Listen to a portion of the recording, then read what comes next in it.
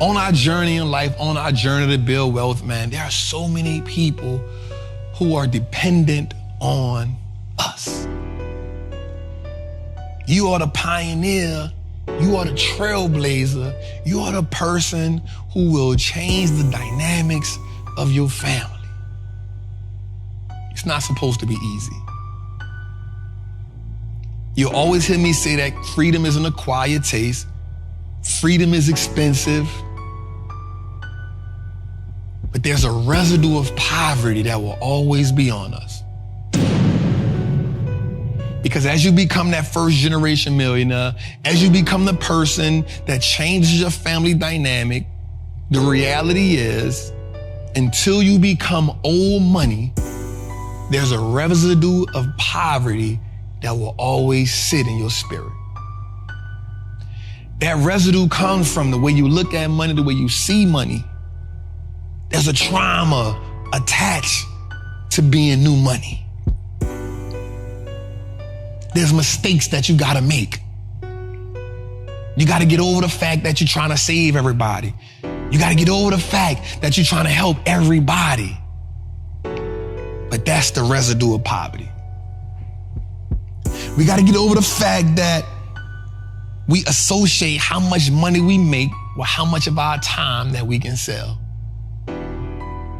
We must understand that in order to be wealthy, we have to have documentation and systems in place. What does that look like? That looks like if you're the person who is starting a business, document that process so that someone behind you can follow.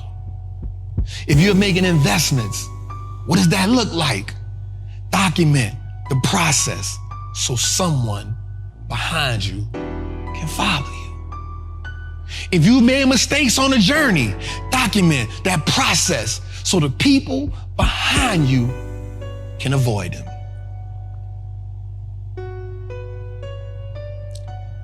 Building wealth, becoming successful, we have to have blueprints. When we don't have blueprints, when we don't have documentation, we are absolutely setting the next generation up for failure. If you truly want to make that $1 million, if you truly want to be that 8-figure person, if you truly want to be that 9-figure person, you cannot freestyle. We cannot freestyle our way to success, and success and wealth are not accidental. They're planned. It's premeditated. I'll say that again. Wealth and success is premeditated. You cannot freestyle your way there. Now, what will happen on a journey is this. Some things will happen unexpectedly. But I always say that acceleration causes momentum. You chop a tree down with every swing. You can't get it all at once. It's the person, he or she, who is committed to the process that gets the prize in the end. Imagine a life where the people behind you have no idea what poverty is. Imagine a family dynamic where the people behind you have no idea of what check to check is. Imagine a life where the kids and the grandkids grow up understanding wealth and opportunity. Privileged, but not entitled. Imagine a generation that comes behind you that is expecting wealth, not accepting poverty. Imagine a generation behind you that doesn't have to get out of school to help mama and daddy pay bills. Imagine for a second what that feels like. Think for a second all of the moments where you said, I wish someone taught me that. Imagine 20 years later, you are the someone that is teaching that. Imagine.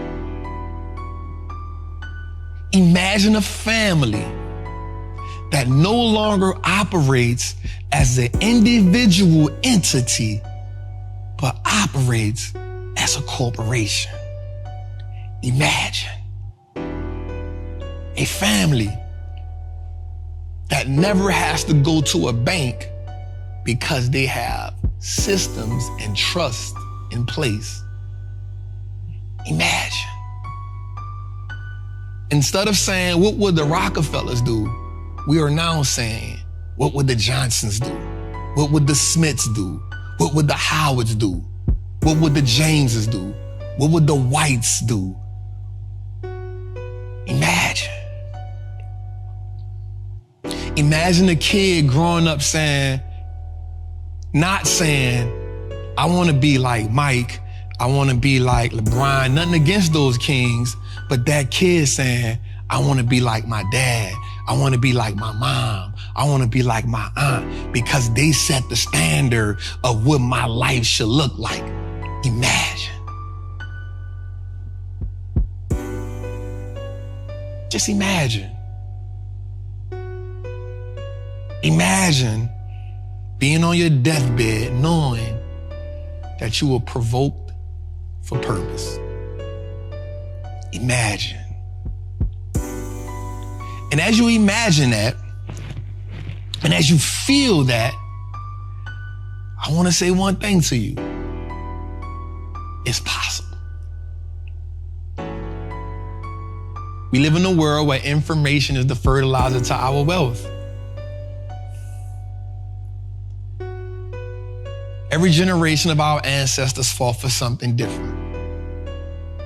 Freedom, voting rights, civil rights, human rights, all were pivotal to get us where we are today.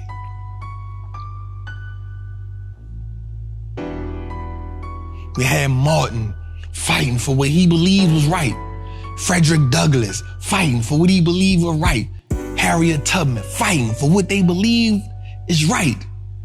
Every part, every fight, every battle, every lash, every whooping, all pivotal and incremental to the puzzle to getting us where we are today. Imagine being here and not using that information.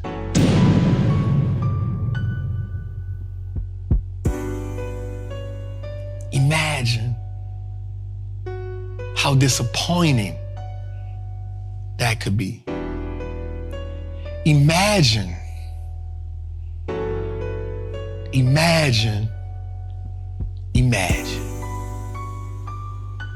Every time we get up here, I want you to know that the goal is to let you know you are worthy, to let you know that you are abundant, and to let you know you are capable. I've grown up with such a huge imagination. I remember sleeping in abandoned cars knowing that this wasn't it for me. I remember sleeping at crack houses in the back, somebody in the front smoking crack out of Pepsi can, me being in the back on the mattress knowing that this wasn't it for me. Imagine dropping out of school in the 10th grade, not because I wanted to, but because certain situations and circumstances put me there. But imagine never giving up on life. Imagine always saying, there's something better out here for me. And I know it's possible because I see other people doing it.